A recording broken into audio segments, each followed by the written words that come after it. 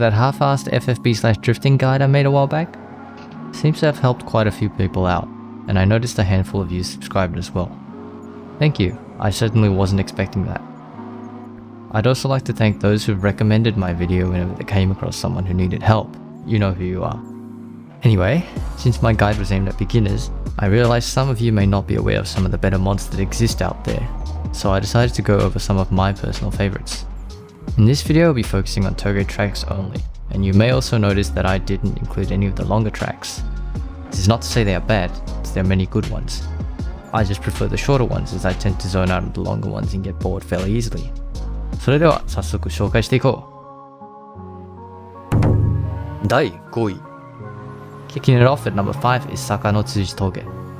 The roughly 2.3 km long route located in Hyogo Prefecture consists of multiple hairpins, some sections where you'll need to extend your drifts, and a couple of straight sections where you typically want to build up speed for a more aggressive corner entry. The road here is relatively wide, but there are certain sections that are only wide enough for one car at a time, so I personally wouldn't recommend two-way traffic here, unless utter chaos is something you're going for.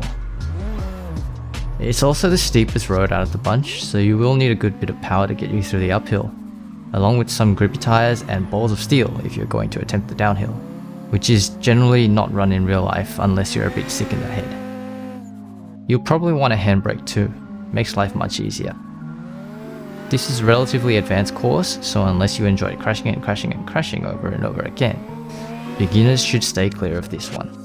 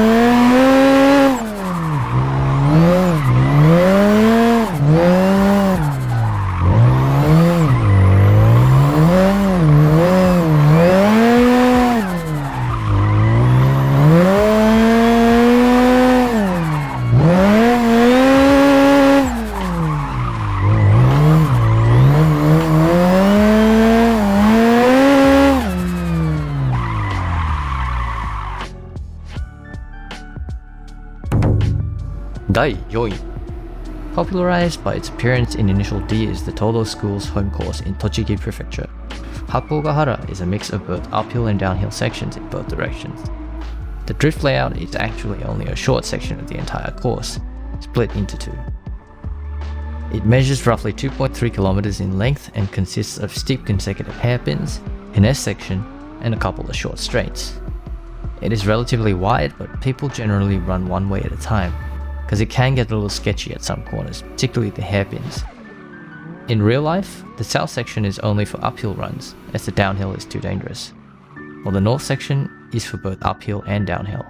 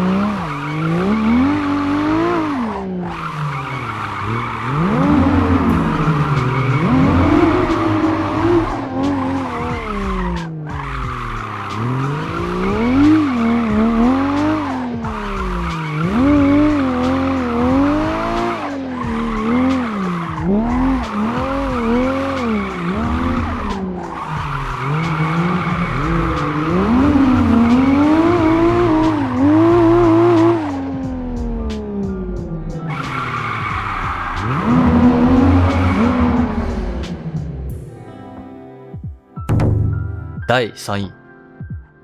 Coming in at number 3 is Dosojin Toge, also known as Wagakuni Toge.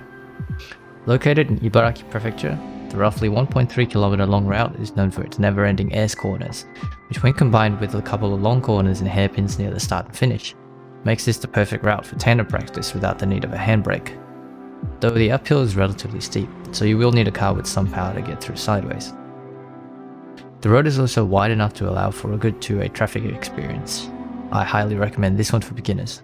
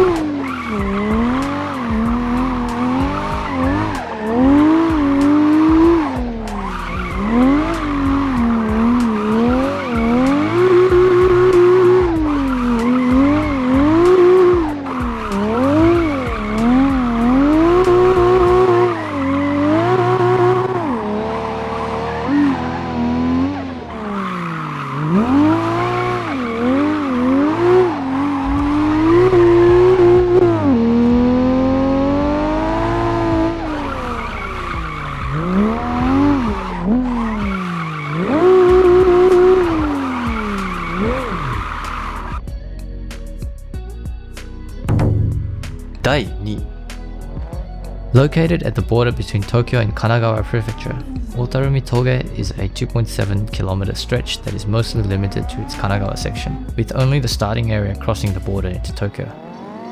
It features a couple of wide hairpins, high-speed S sections, and straights that are too short to manji, but are just long enough to force you to extend your drifts until the next corner. The entire course is wide enough for two-way traffic, but I personally prefer to use both lanes, as doing so turns it into a much faster course than everything else here in the list.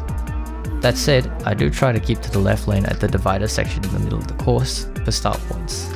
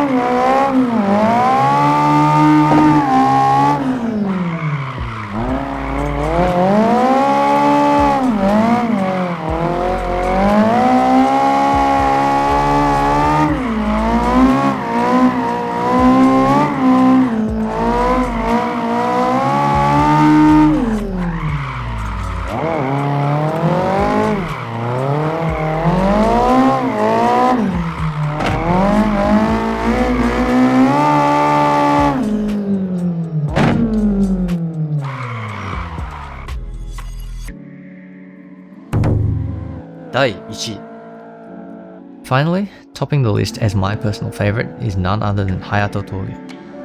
Located in the mountains of Kanagawa Prefecture alongside the Mizusawa River, which is a branch of the Hayato River, this is the shortest route of the bunch, measuring at only about 600 meters in length. In my opinion, this is the most difficult one to master, simply due to how narrow it is throughout the entire course. You are going to need to make full use of the handbrake and clutch in order to drift this road successfully, as maintaining a low angle is crucial. Knowing this, it should be obvious that this map is best enjoyed with a small group of friends going in one direction at a time. That said, it has a certain charm about it that no other route seems to have, and is therefore a hidden gem in my books.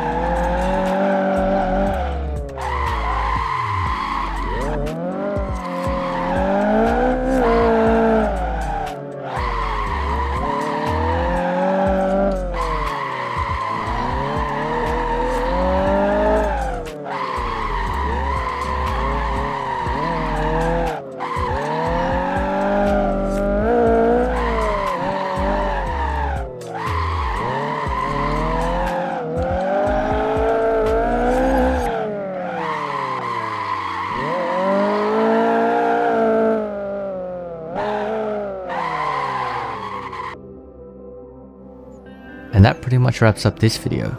To those of you who've made it this far, I'm sorry you had to put up with my shitty voiceover skills. While I know these kinds of videos don't have much value, I'm planning to do one on circuits as well. But other than that, let's just say I'm generally not someone you'd call full of ideas. So do let me know what else you'd like to see. Cheers.